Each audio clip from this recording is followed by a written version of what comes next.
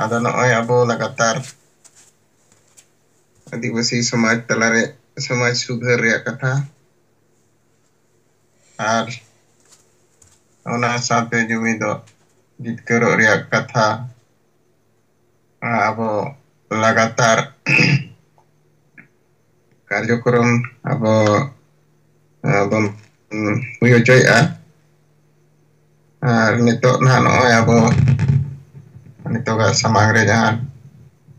ᱵᱚᱱ ᱥᱟᱯᱲᱟᱣ ᱠᱟᱱᱟ ᱱᱚᱣᱟ ᱪᱮᱛᱟᱱ ᱨᱮ ᱟᱵᱚ ᱪᱮᱫ ᱞᱮᱠᱟ ᱠᱟᱹᱢᱤ ᱠᱚ ᱛᱟᱵᱚ ᱦᱩᱭᱩᱜ ᱠᱟᱱᱟ ᱟᱨ ᱱᱚᱜᱼᱚᱭ ᱡᱮ ᱢᱤᱫ ᱟᱹᱛᱩ ᱢᱤᱫ ᱱᱮᱛᱟ ᱱᱚᱣᱟ ᱟᱵᱚᱣᱟᱜ ᱠᱟᱨᱡᱚᱠᱨᱚᱢ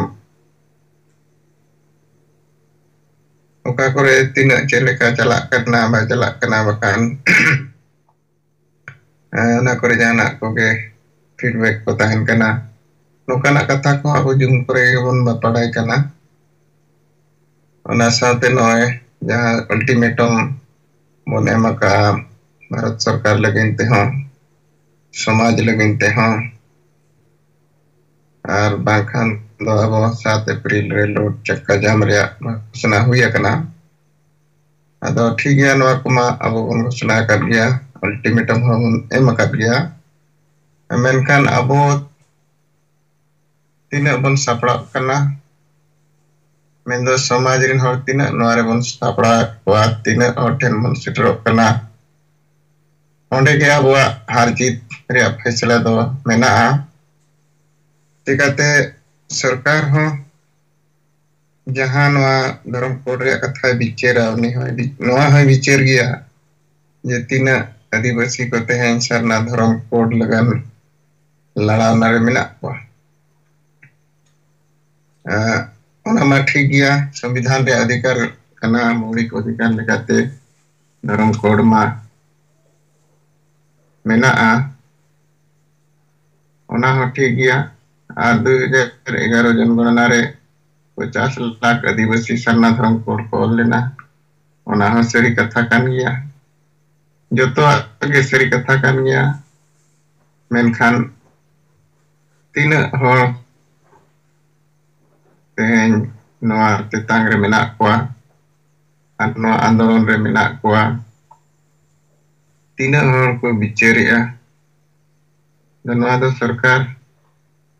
ᱧᱮᱞᱮᱜᱼᱟᱭ ᱵᱤᱪᱟᱹᱨᱮᱜᱼᱟᱭ ᱚᱱᱟ आधार तेगे फैसला ᱦᱚᱸ ᱦᱩᱭᱩᱜᱼᱟ ᱚᱱᱟᱛᱮ नॉय शक्ति प्रदर्शन कथा जहां बन मेनेगा जे मिट्टी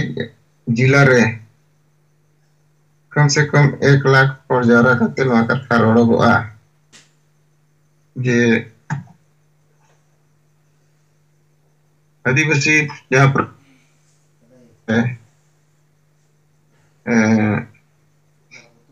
जुदी नवा धर्म कोड रे मान्यता अले धार्मिक आजादी रे मान्यता वाले जामा इनका 7 अप्रैल वाले भारत बंद लगन ले बाध्योआ ᱟᱫᱚ ᱚᱱᱟ ᱫᱚ ᱴᱷᱤᱠ ᱜᱮᱭᱟ ᱱᱚᱣᱟ ᱦᱚᱸ ᱛᱮᱦᱮᱧ ᱥᱚᱨᱠᱟᱨᱮ ᱵᱤᱪᱟᱹᱨ ᱜᱮᱭᱟ ᱟᱨᱮ ᱵᱤᱪᱟᱹᱨᱮᱫ ᱜᱮᱭᱟ ᱱᱚᱜᱼᱚᱭ ᱢᱟᱲᱟᱝ ᱡᱮᱠᱟ ᱡᱟᱦᱟᱸ ᱵᱷᱟᱨᱚᱛ ᱵᱚᱱ ᱛᱟᱦᱮᱸ ᱠᱟᱱᱟ ᱚᱱᱟ ᱨᱮᱦᱚᱸ दिसम रे अड़ी मारंग चर्चा विषय बनाव लेना और ओना को नेल तेगे तीना गान चो आदिवासी रिन संगठन को दिल्ली चलाव कते ओने हम धर्म रे चेक को चर्चा केआ चेक होना रे बाय बुझाव लेना चेक धर्म बन नितुमा चेक लेका बन आंदोलना तो उनका गे रेपेज रपाचा के को गलमरावना मेनखान दो नोआ कथा रे नोका बुझो कना जे सेंगेल अभियान आंदोलन तेगे अड़िगान संगठन तेहें जीवित मेना कोआ जे उनको तला तला रे करोड़ जोगा याले हले कमी kan गया मेनखान सरी कथा जहां लेका रणनीति सब कते नितो आदिवासी सेंगेल अभियान अब जीवित बुंगा सरखान मुर्मु एगिर तकुना तेहें अब सला जुदी हम सांगे हो अवरी को जुड़ोआ नित दबि जहां लेका आदिवासी नो आंदोलन रे शामिल लगा कथा हमका जुदी हम को शामिल कान रे होगे मेनखान नय कूटनीति रणनीति और ठीक समय रे ठीक फैसला इदी कान कारण ते तेहें जोतो नोआ को विचारेआ सरकार है विचारेआ संगठन को सामाजिक संगठन को राजनीतिक संगठन को जोतो को विचारेआ और समाज सुधार लेकाते अतु दिसम रिन हर हो नोआ को विचारेआ तो नितो विचार दो अड़ी मरांगे फैलदा कना और नोय जो nyam mena राहुल गांधी भारत जोड़ो यात्रा रे जहां मेन के झारखंड हेज कते जे कांग्रेस सरकार हुई लेनखान सरना धर्म कोड ले एम होनते कथा दो राहुल गांधी पास्टा और कांग्रेस पास्टा खन दो रोड गिडी का लेकन कथा गेता मेना माने दो 2024 ना वोट हिजू कना ते कटी आदिवासी को कटी रिझाव ᱧᱚᱜ ᱠᱚᱨᱮ कथा उनकान कथा कना मेनखान नीना एमेन के खान हो जहां लेका गमके नोआ चितान रे प्रेस रिलीज आड़ा किया माने इन कथा रेगे उनी मी लेका दो उनी बोन सब सोचे के दिया जे नोआ मेन सुमुक ते आले तो कुसी रे बनु लिया जे सरकार बना लेनखान सरना धर्म कोड ले एम आमेनते जुदी सरी के कांग्रेस सरकार राहुल गांधी नोआ इच्छा मेना एनखान ñelo लेखान कार्यक्रम साब हुआ और बांखान नौका अंते नाते दाना बड़ा तुलिज नौकाना घोषणा कोते दो तेन माने प्रति नोआ विश्वास बांग हुआ उना लगन ते दो पेया कथा ओंडे गमके सदर काए नीतुगा सेशन रे पार्लियामेंट रे जहां सेशन चला कना ओंडे कांग्रेस रिन नेता को ओंडे कथा को रका सरना धर्म कोड रे और बांखान कांग्रेस रे हाई पावर कमिटी राष्ट्रपति सलाह ᱧᱟᱯᱟᱢ काते सरना धर्म कोड रे कथा को होयमा और तेसर सजेशन लेकाते रांची बखान दिल्ली रे राष्ट्रीय स्तर रे सरना धर्म कोड रे रैली हुई राहुल गांधी नेतृत्व उनका खान दो आदिवासी रे विचारा ये हो कांग्रेस तेहें आदिवासी को लगने लड़ाई कना सरना धर्म कोड रे कथा रका बका और बखान दो नुई कांग्रेस सरकार के 1950 दलित आदिवासी को लगिन जहां धर्म कोड ताहे कना नुई गे ओचो अकाय उनारे दोष दो कांग्रेस ठेन मेना अदो नोआ मिट्टी अड़ी मरांग डिप्लोमेसी कथा कना ये कांग्रेस राहुल गांधी नोआ रोड गिडी कना सरी गे मेनखान नोआ कथा रे नुना सख्तो तलो आय मेनते कांग्रेस बाय बुझाव ले नोआ दो अब बन बुझाव दाया कान गया जे अब सला जीत बंगा मेनाया तेहें अब दिसम गमके चितान रे अब उन भरसा मेना उन पतिव मेना जे अब नासेना सुजोग बन नाम खान गया अब मजबूर काते नुको बन बिचार हो दाया को कना कांग्रेस नितो नौकाना स्थिति रे सेटरना आज मिट्टी जहां आशा काते नोआ रोल लेता है मेनखान नोआ जहां लेका गमके प्रेस रिलीज काते जहां कूटनीति रे सारे आड़ा किया कांग्रेस नितो दो तो लेना 1951 धाबी जहां धर्म कोड आदिवासी को लगिन ताहे कना ना तो कांग्रेस के ओचो का और खाली नोड़े घोषणा कतेम चलावेना नोरे आदिवासी को कुसिया नौका कथा दो बनुआ तो ठीक गया नोआ अब बन बुझाव दाड़ा कना कांग्रेस हो नितो मजबूर रे ᱧᱩᱨ कना चिकाय मांग अंचे तायम और आदिवासी को चेलकारिन पतियो चपा निश्चय विचारा कांग्रेस तो राष्ट्रीय पार्टी कना Midi second Raष्ट्रीय पार्टी नितो men lekan ganoa. Jadi Kongres bicara kian kan बिल्कुल एटा पार्टी में बीजेपी है बिचारा भी और बाकी पार्टी हो उनका ते नितो दो राजनीतिक मुद्दा रे नोआ सारना धर्म कोड दो पेज सेटेरेना नोआ मिट बाटा कथा नोआ चला कना चितान लेबुल रे चितान रे तब नोआ लड़ाई चला कना ठीक गया मेनखान लातार रे मन दो अतुरे जहाँ समाज मिला अब समाज ओडे दो nyut गया ओडे दो aburin hor ari lekana समस्या भीतर रे समस्या दो men lekhan do ne do mari dahar समस्या रे बिस्ती जली थली कारण ते ओडे abo ओडे केटे संघर्ष हुयाबन kana मेनखान नितो दो जहाँ lekana परिस्थिति बेनाव rakab kana नोए उड़ीसा रे मिट्टी उदाहरण अब बन nyam किया ढेंकानाल जिला रे जमा को है हो किया मजी को ठीक गया बन गालमारावा मेनखान ठीक गालमारा रे मिदिन मार को मेन किया बागे तुर दो गालमारा बांग हुयुआ आर सेंगल अभियान जहाँ कमी कना जतो ठीक गी कमी कना आले मार ले गड़ोआ जहाँ रे रैली मीटिंग हुयुआ ओंडे ले चला तो नोआ में रे आदो चेक बुझावा नोआ में रे आदो नोआ के बुझावा जुदी अतुरे मीटिंग नोआ एनखान दो बाकी अतुरेन हर जहाँ तिना मेना कोआ उनको नुकु को ठीक है किया के सेंगल अभियान जहाँ कथा रोड कना नो बेसा के रोड कना दे बसिया बांचा रे कथा गे अदो उनको तिना गान हर चो नोका बन मेन दारे उनको दो दलाल लेकान को अदो मजी को उनकान धारा को तहेना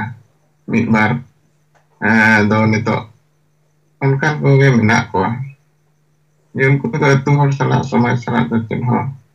लेना देना दो बनुआ aku miti dolale kate hanana pati संगठन करे kon ani ne danom kate taka puisa ko matu jria jom jom ria to nongkana मानसिकता दो kate ge tu semre menta ko तो onkan ko mena ko ge ado unku do tiso nongka do bakore bena je aturin hor ko cengha mako aturin hor ko bujho mako je danom baran ko do ado ayun kanun sette अपराध कना कोई हम दानो कमरन दया माkan जिहलन चला मची गे तो नongka tak kata ko jadi atur ko bara nyama एनखान उनको ako dokan bondo तो उनका ते नुकु मुचाद प्रयास रे मेना को ओनाते नुकु नongkana galmarao तुरंत बाको रेबेन कना मेनखान abo ना बुझो दरकार उनको ठन नितो दो उनका तो चेन साहस तो बनुआ जे तेहें मिटी अतु हर बाम मिटिंग होचोय जे को अतु ते बाम होचोय अतु मिटिंग होचोय उनका दो को ठन ना पार बनु तो नोआरे नुका abo bun बुझो दगा कनिया जे नुकु नितो दो ukun kana ko मेनखान उकु लगन जगह नुकु बनुआ दो हर को बड़ा ᱧᱟᱢᱮ को गया तो नोआ अब बुझो कते बन सेटल लेन खान गे नोआ को दो सोजे आर बाकी दो जहाँ तीन अब कमी दो नितो दो तुर के मेना ओना साथे नोए अल्टीमेटम समाज बन एमाय कना नोआ ओना सब कते बन चला मान तो दो जे तेहेन दो नोआ दो अब ठीक गया नौका लई कते बन चला आजे मजी मिटी बन खबर है मा मतुरिन हर जारा को माले चला कना ले ने अच्छा गपा माले गपाल माराले नोआ जहाँ रे हुई खान ठीक गया और मांखान सीधा सेन नाम कते गालमारा हो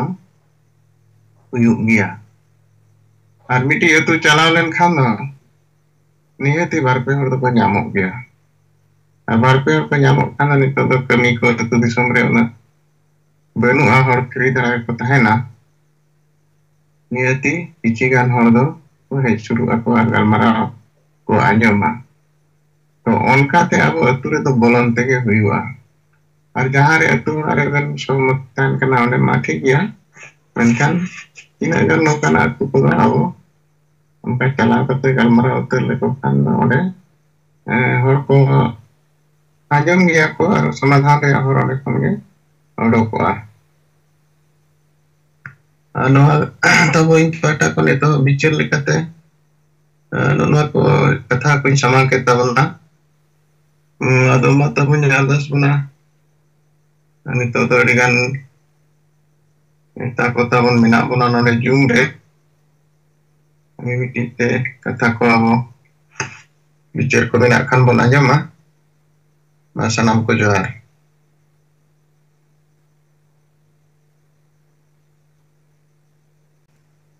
Tehnya singer jumre juraw kan Dilsam gomke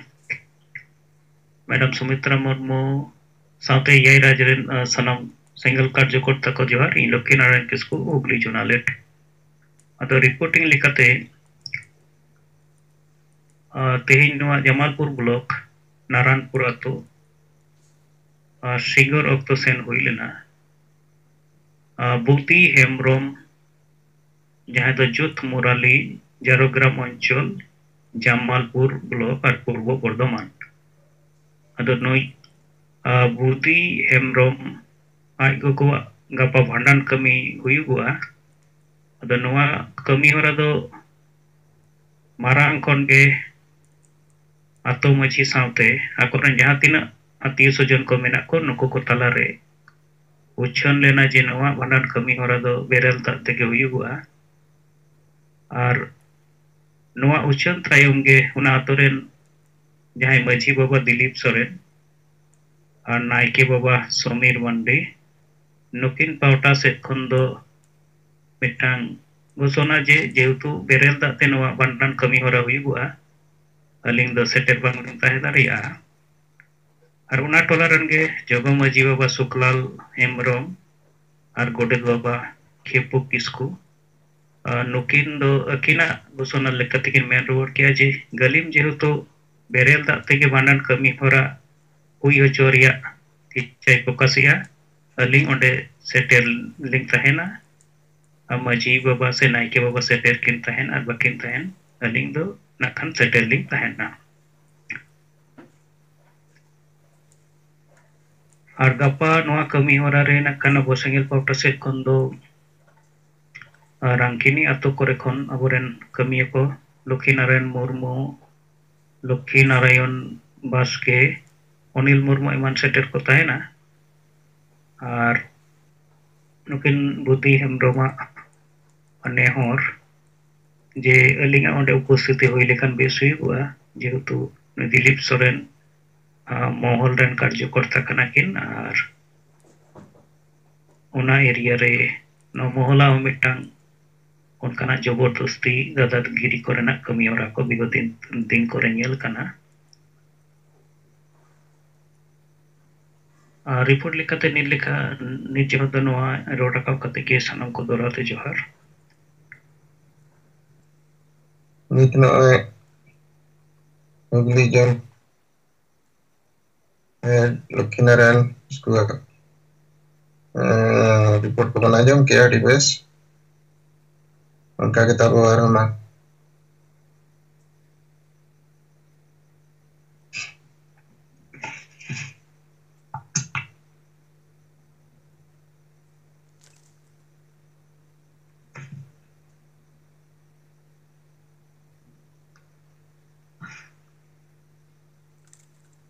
सलाम को जोहार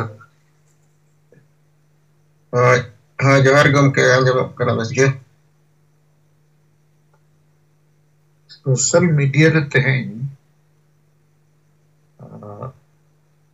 पश्चिम मिदनापुर जिला रिया मिटन अतुरनी माझी यूट्यूब रे व्हाट्सएप रे नोए अपलोड का जे चेता सरी धर्म और सरना धर्म तला रे बनिया कना और बादल किसको जहाँ माझी पर महल रनी आयुर लिया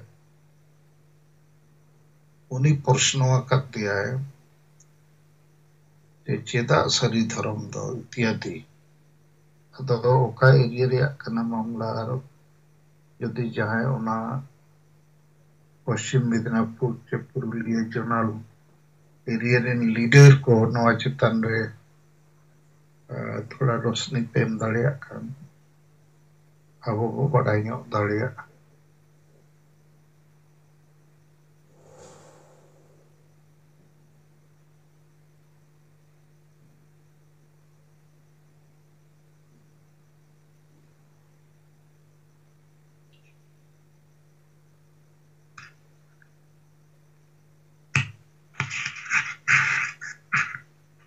Masih tahu no yang kata gomke samangkia no citare di bon badai kan bon leya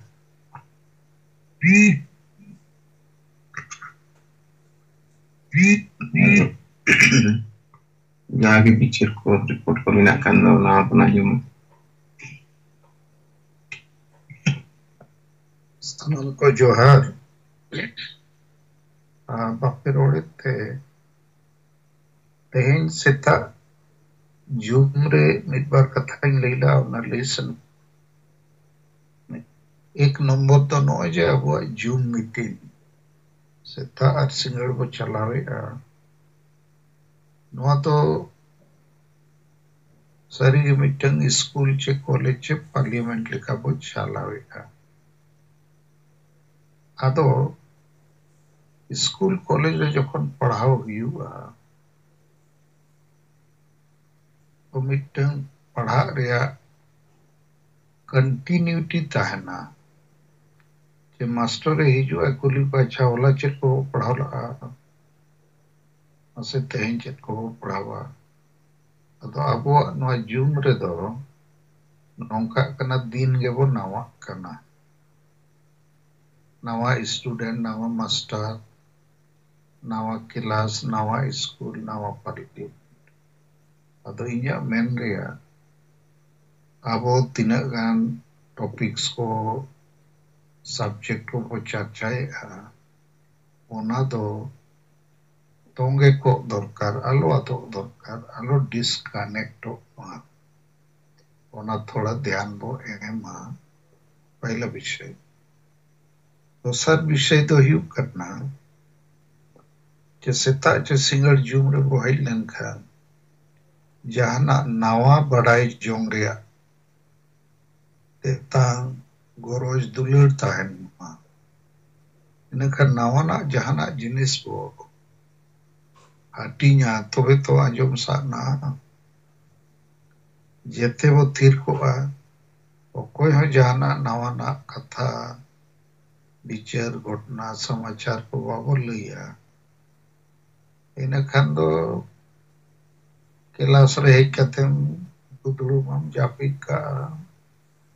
boring huyuga to ona lagit te kom se kom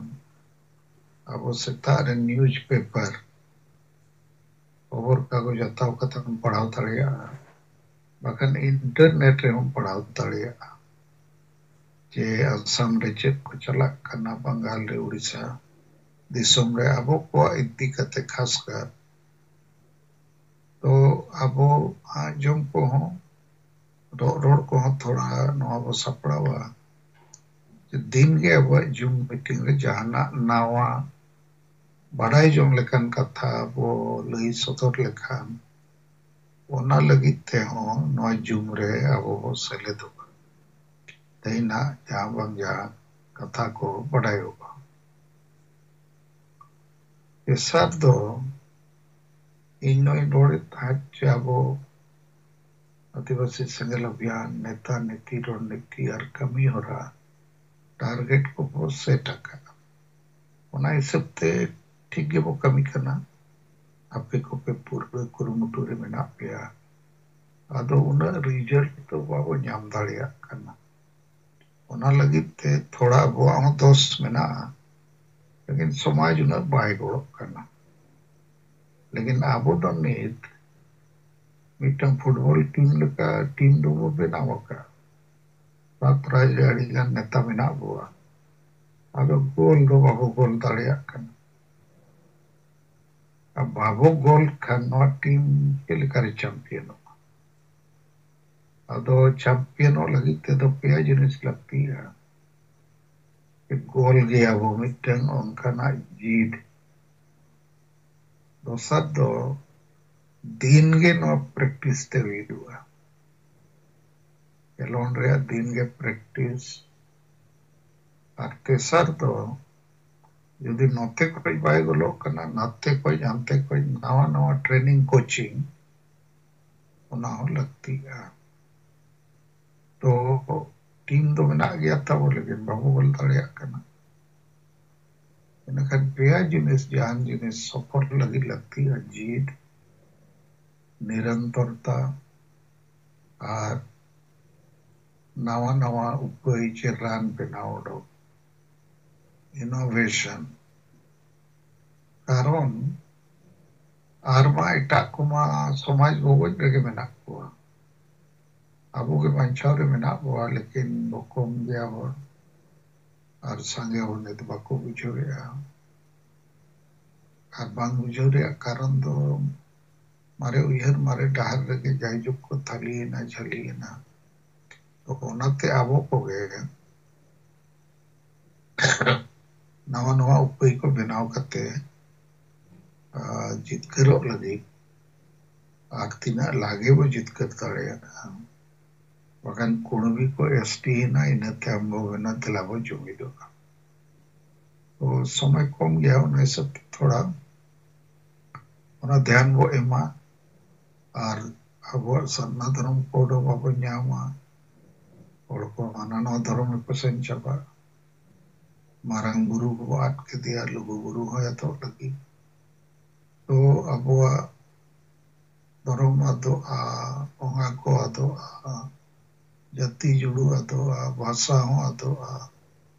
आशा हो को रेज बुआ रोजगार हो बाकु न्यामा लो पड़ा अब इन गिद्रा को इतना खान मांगो बजिया तो उन्हें को इहर करते हैं थोड़ा आरोह जुस्सुरा वो लगा हुई 4 नंबर कथा ढेंकानाल जिले रिया दशरथ हांसदा हुई उड़ीसा केंद्रीय ढेंकानाल जिले में विधानसभा उन्हें लेके आए मांदेर चे 7 तारीख ते 8 तारीख कना माजी को मरंग को मेला अब मिटीना अतु तु राम दो को मन के बंगा अतु तो बाबू को मिटीना अले गले गोड़ो आना माने अतुरिन हड़ दो आलो को जागवारो अदो इन मेन के उन्हें दो समस्या लिया बाबा लेकिन उन्हारे समाधान आबो विचार करते आजों लिया दरकार और आबो उन्हारे चेतान रे विचार दरकार और उनका के समस्या को हिजुआ आबो नवा जूम रे चर्चा रे तो उन्हा चेतान रे आबो विचार दरकार और 5 नंबर कथा नोई मेना जे पाले तो आबोरिन होर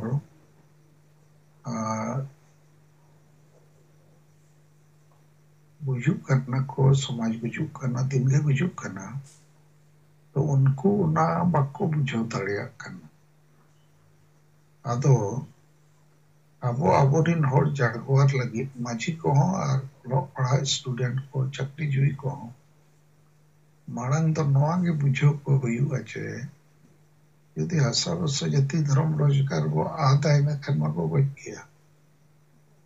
कुड़बी को एसटी मना को बुझो गया रे चबाबो धर्म जुड़ू चे कोड बाबू न्यामा मने हड़ को आना ना धर्म को संचबो तो अगर नवा तो निट हवी अब समाज तो पाए चर्चा कर अब समाज तो एने जाबो सरें जाबो बोंगा बुरु यो और अब आदिवासी धोती साड़ी को हरोगा इन खान गए अब तो जीवित पत्ता है ना और डांडों बारों टेन पांते इसे सुया बोट करिंग करिंग को ठीक किया उनका तरह के पर कब मेरा आज जहाँ से जोमियो इन्हें सरे डस्कर मौज डारमा पता फुटबॉल मैच बच्चे को Menkan inya bijete bujuk kana bo noa ko bo ar lekan bo go chaba utero gidra ko ad utero ada noa kathare pura stress emo huyuga muruk se muruk hor ho asa basa jati dharam rozgar laktiya ado पहिला katha noa bujau karna dosar do noa chel lekate bo banchawa banga jumi to huyu marang jumi atu re jete atu re jumi ar marang awaj marang andolan bo rakhawa तो marang jumi lagi picture लगती है समाज सुधार तुमको रूमो बुलो डाडो बारो निसस्वी वाला तुमको तो बाको jumi तो अतो नुकु हो समाज सुधार कथा थोड़ा बुझो को सती प्रथा लेकना बीमारी रिया कथा बुझो को जहाँ प्रगतिशील समाज हिंदू मुसलमान ईसाई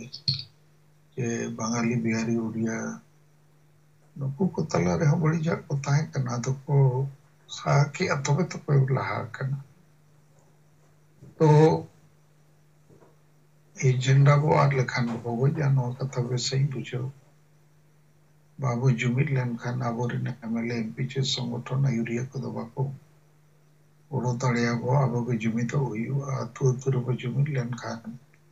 50 जिले रे में 1 लाख दिवस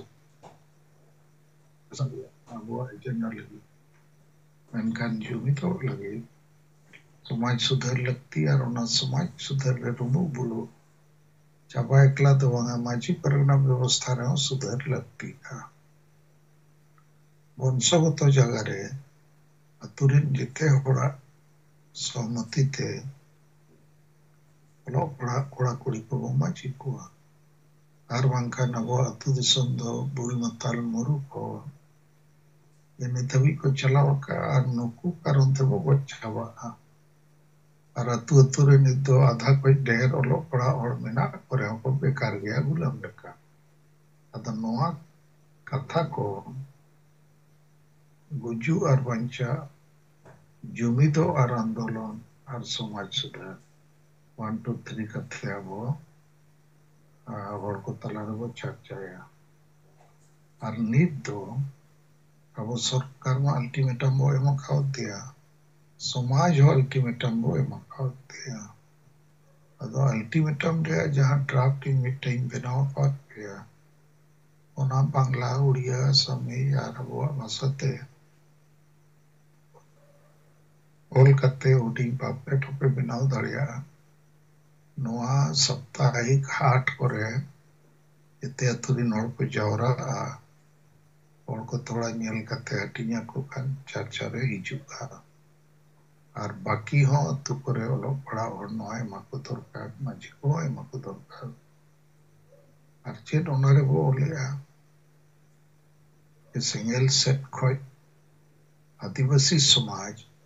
अल्टीमेटम और अपील ले एमापे करना चेता चे आबो आदिवासी उजू और रेबतिगु करना आबो सबसे जति धर्म पर रजोक करना और ओना सलाते अतु अतु रे निस अंधपति डन पंथेन नोआ को बड़ी जा चलाक करना और नोआ करे कुछ बंचा लगी दो marang jumit ar marang आंदोलन लगती है मेनखान नित जहां nyelok kana जे आदिवासी समाज नोआ को इदी करते पाए चिंतईगा और नोआ को बंचाव कमी रे आबोरिन संगे मांझी को संगे आदिवासी संगठन संगे युवा छत्र संगे चक्रीजीवी और संगे आदिवासी एमएलए एमपी को बाको बड़ो करना आदो सामना धर्म कोड मानोत लगी आदिवासी सेंगेल अभियान दो सरकार को अल्टीमेटम में मकाउट पहुंचे 31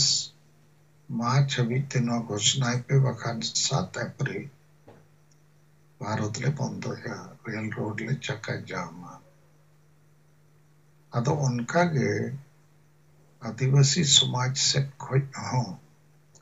जुदी आपे को बापे गोड़ो आ इन खान आदिवासी सेंगेल अभियान आज एकला थे नोआ kami तो मुश्किल गया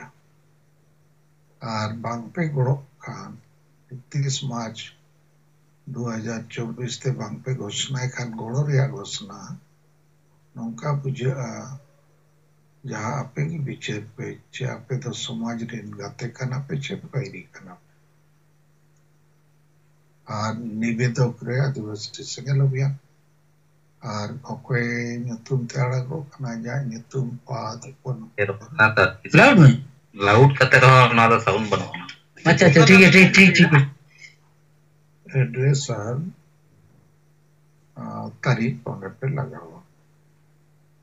तो मान ये को के कमी अब ईमानदारी के साथ वो कमी है उनका तो पे कमी कर गया लेकिन जहाँ लेकिन रिजल्ट चे गोल मराव सनाइक बावना इसते आरो कटी अब तलारे प्रैक्टिस और ट्रेनिंग कोचिंग को ठीक चला मा और अब जहाँ वो मैंने कहा कि तो तुरसन कते माची को वो बुझो को प्रत्येक ब्लॉक रे मित सायगान कम से गल से ना वो बनाओ को और प्रत्येक ब्लॉक हो आका पैसे जौरा कते भेजा रे मिटन व्यवस्था जहाँ नीत रजिस्ट्रेशन कते वो डेवलप का उना आर वो बढ़ावना जोर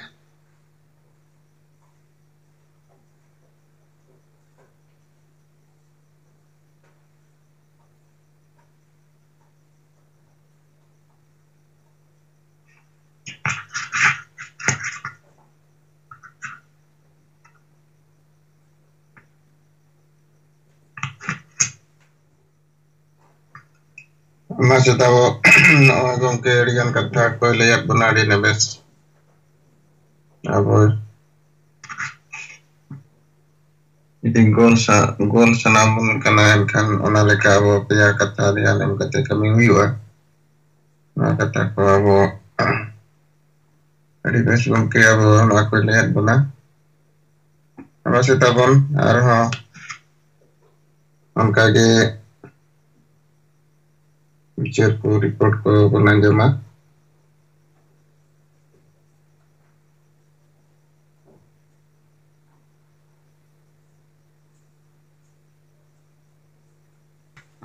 ᱤᱧ ᱢᱚᱫᱚᱱ ᱢᱩᱨᱢᱩ ᱢᱚᱦᱮᱥᱯᱩᱨ ᱯᱟᱹᱠᱩᱲ ᱡᱷᱟᱲᱠᱷᱚᱸᱰ ᱥᱟᱱᱛᱟᱲ ᱯᱟᱨᱜᱟᱱᱟ ᱯᱨᱚᱢᱚᱱᱰᱚᱞ ᱢᱚᱦᱟᱥᱚᱪᱤᱵ ᱥᱮᱸᱜᱮᱞ ᱢᱟᱹᱡᱷᱤ ᱯᱟᱨᱜᱟᱱᱟ ᱢᱟᱱᱰᱣᱟ ᱟᱫᱚ ᱜᱚᱝᱠᱮ ᱟᱹᱰᱤ marang report do bang menkan miten ing sequal tehin ing Jyoti Murmu account re 1000 taka single fund lagi kol keda niye ing sequal ar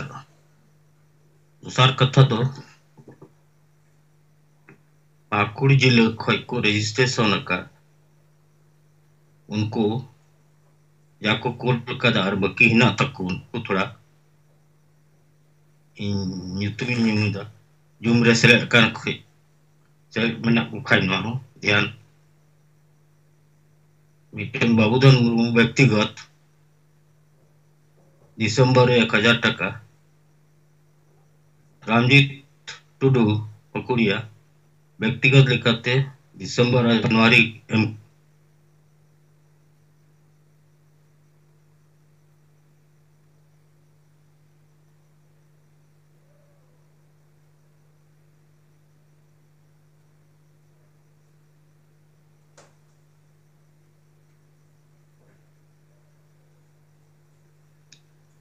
hello उनके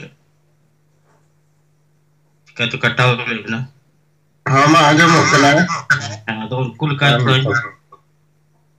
रोड पर में हाँ तो उनको मुद्दे कौन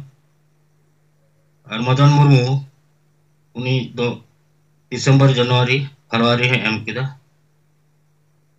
Ina kate Siddhan Kisku uni liti bada व्यक्तिगत kan gya uni do 500 Disember gi anote baki na te gomosta ho व्यक्तिगत kana pakuria 500 व्यक्तिगत uni ho Disember ya em kada baki na te Lokhan Baski Disember em kada baki na te Suleman Kisku Mysore to block level kana uni do uni ho Disember gi em kada Januari ho baki na Nari Sasda Amra pada uni ho block level kana Disember 1000 em kada ar Louin Hemrom Mysore 1 uni Disember Januari em kada ado in sekod manuku man mina peka ni jatogi userate Februari dari lagete paisa full tahun pada akate tidak entre registration skut tebe wala kita ar baki tak tahan ma gongke tekin saya jodaw kan inse ko to maja toge johar Sanam ya rajin aku single kami ko sampai apurin persegi kere disam gongke salkan mum gongke teku akun sanam poribar sampai sanam single kami ko imputasit kon sa julu le johar tal katte ibar pot khato report ado teheng gunge Mansri Dasrat Thasda Adivasi Single Abhiyan Odisha Ponot Keonjhar Jun Dhenkanal जिला सभापति लेखातलिं कमी कना तेहें खाटा report अलिं तेहें no छुट्टी रे मेना लिं कारण ते नोते रेगे मेना लिंया उदु तो तेहें नang सेता रे नो आले टोला नि मांझी सला कम से कम 12 घंटा गान लेका गपलमाराव हुईना mungkin nua kata ko jotin lihat kina na agenda kata ko jotin lihat kina dukung abo sudah ke joto na pin lihat kin pore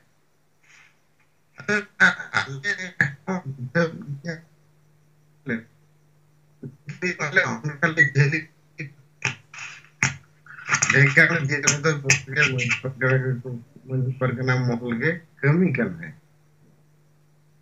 तबे नितो नोडे खन आले बाले ओडुक दाड़िया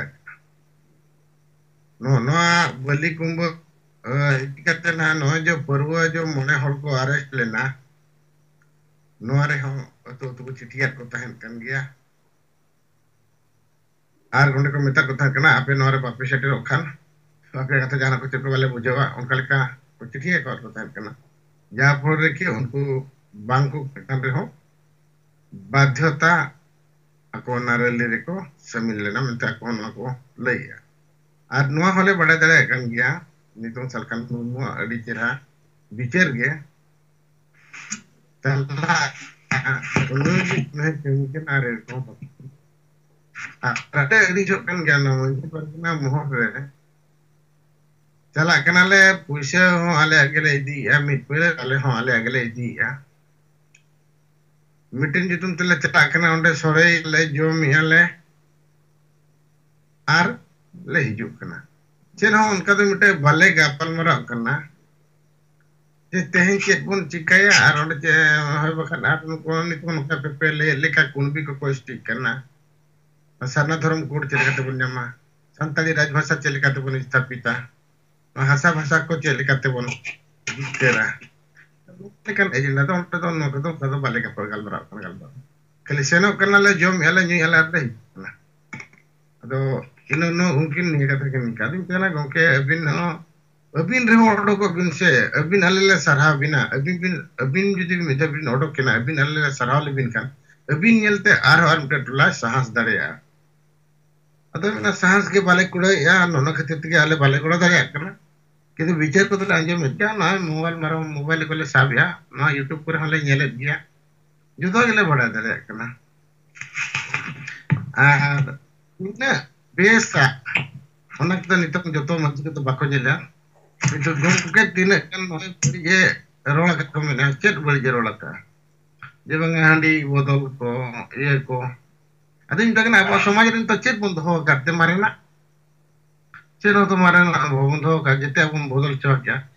bes besa kan joto bon bodol chok ya jahan tina beri ya no ko to bon hamu ka